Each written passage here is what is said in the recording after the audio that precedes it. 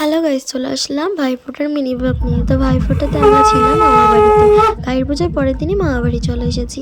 তো দেখলে মিষ্টি সাজিয়ে নিয়েছি 2 থালাতে। এটা আমার মামার ছেলে আর ওটা আমার ভাই। তো ওদেরকে ফোঁটা দেওয়া হয়ে গেল। দেন তারপরে জিয়া ফোঁটা দিল, তারপরে দাদা ভাইয়ের বোন ওর ফোঁটা দিল। এখন রসগোল্লা ফোঁটা দিচ্ছে। তো এবার জিয়া আমার ভাইকে ফোঁটা দিচ্ছে, তারপরে দাদা ভাইয়ের বোন আমার ভাইকে ফোঁটা দিচ্ছে, তারপর রসগোল্লা আমার ভাইকে ফোঁটা দিচ্ছে। তারপর ওরা একটা জামা প্যান্ট ভাইকে দিল। এবার প্রণাম করার পালা, ওকে প্রণাম করছে। তো আমি বললাম, আমাকে প্রণাম করলি না, তুই ওকে প্রণাম করলি? তারপরে মায়ের ভাইদের সবাইকে ফোঁটা দিচ্ছে, আর আমার মামাদেরও ফোঁটা দিয়েছিল, সেটা ভিডিও নেওয়া হয়নি।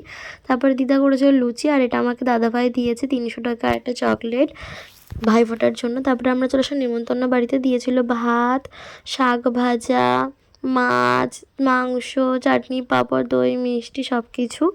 আর এটা হচ্ছে আশীর্বাদের নেমন্তন্ন ছিল। আমরা 3 ভাই বোন